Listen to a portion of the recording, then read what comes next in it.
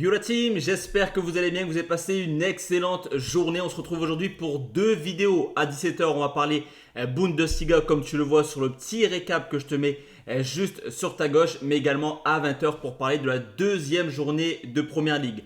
Alors comme pour la Ligue 1, on va vraiment analyser les top rencontres. Il y aura 4 matchs proposés sur YouTube et la cinquième rencontre entre Wolfsburg et le Bayern Munich sera tout simplement en exclusivité sur mon groupe Telegram. Tu le sais, on a créé un groupe public depuis maintenant quelques années. Le lien est tout simplement en commentaire épinglé et dessus on a dépassé la barre symbolique des 36 000 membres. Donc n'hésite pas à nous rejoindre. Ici je vais te donner principalement des avis, c'est-à-dire qu'on va partir vraiment sur des avis football, et sur mon canal Telegram, là par contre j'enverrai mes vrais tickets paris sportifs. D'ailleurs hier on a fait une très belle opération pendant la soirée de Ligue des Champions. Je te laisse nous rejoindre et regarder tout ça. On va commencer tout de suite avec la première rencontre qui oppose Mönchengladbach à Leverkusen, vainqueur contre Stuttgart lors de la Super Coupe d'Allemagne au tir au but. Encore une fois, Leverkusen nous a tout simplement régalé à 10 contre 11 et mené 2 buts à quelques minutes de la fin. Leverkusen a encore une fois retrouvé les ressources mentales pour aller accrocher l'égalisation et s'imposer lors de la séance des tirs au but. Alors un petit peu comme le Real en Ligue des Champions.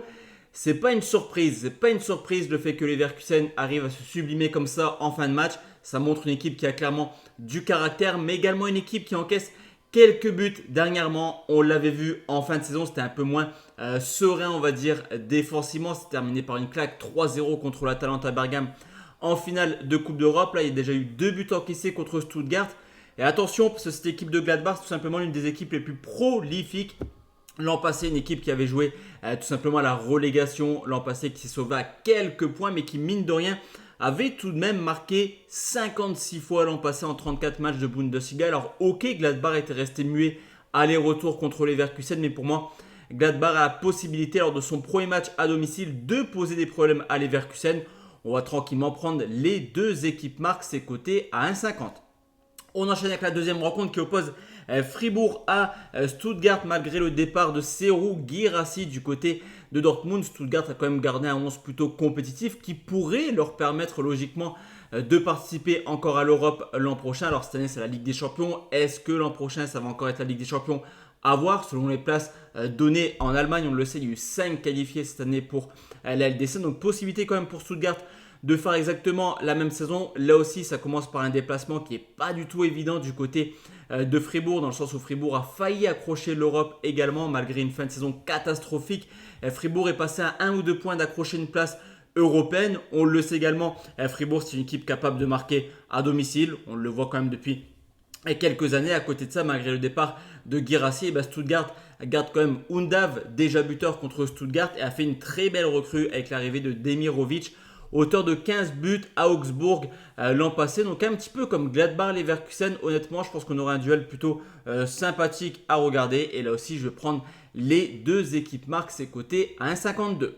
On enchaîne avec Leipzig qui reçoit Bochum au soir du 23 mai de la défaite 3-0 à domicile contre Düsseldorf en barrage de maintien pour la Bundesliga. Personne n'aurait misé ne serait-ce qu'un euro sur le fait que Bochum participait à cette Bundesliga cette année. Chose faite, victoire 3-0 au retour, victoire lors de la séance des tirs au but, et ça y est, Bochum est de retour en Bundesliga. Alors à côté de ça, là aussi un premier déplacement pas du tout évident. On a une belle carte pour cette première journée de Bundesliga du côté de Leipzig, qui reste sur des matchs amicaux plutôt convaincants, qui reste également sur une saison plutôt agréable à regarder, surtout à domicile. Sesko, Openta, Xavi Simons, déjà buteur lors des matchs de coupe, tu l'auras compris.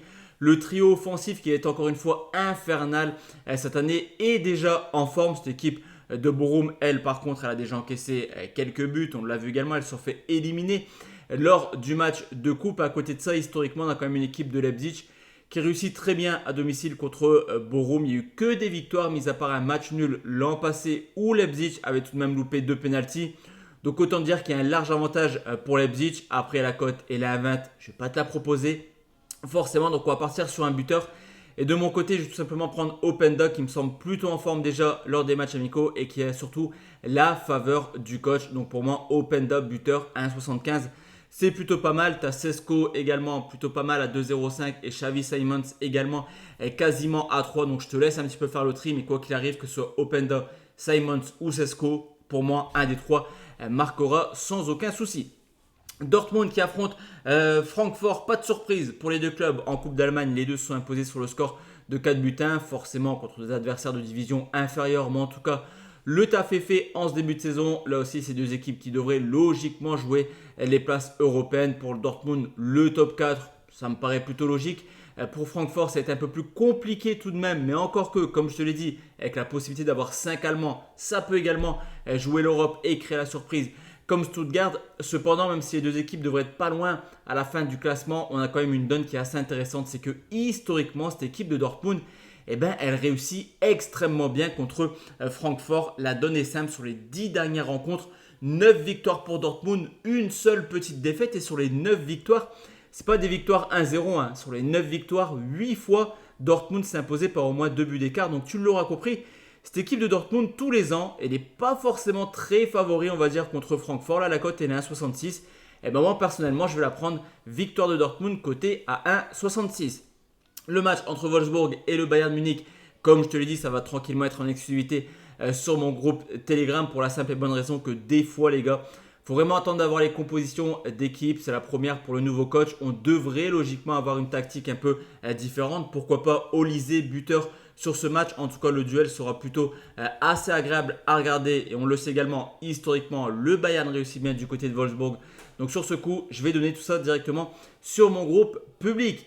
Donc voici la team, mes 4 avis sur cette journée spéciale Bundesliga. Comme je te l'ai dit, on se retrouve sur les coups de 20h pour parler Première Ligue avec cette fois-ci les 10 rencontres. On va vraiment regarder la Ligue 1 et la Première Ligue pour les 10 matchs et forcément la Ligue des Champions qui va venir avec le nouveau format. Donc ce soir, direction la Première Ligue ou la Ligue 1, ça dépendra demain. Donc jeudi soir, on parlera ou Première Ligue ou Ligue 1. Ça dépendra également de ce qui a été diffusé ce soir. Et enfin, on parlera tranquillement des top matchs européens ce vendredi avec, comme la semaine passée, 8 affiches à vous proposer. Voilà pour moi les gars, les pronostics sont terminés. On se retrouve à 20h pour une nouvelle vidéo. Très bonne journée à tous et à toutes.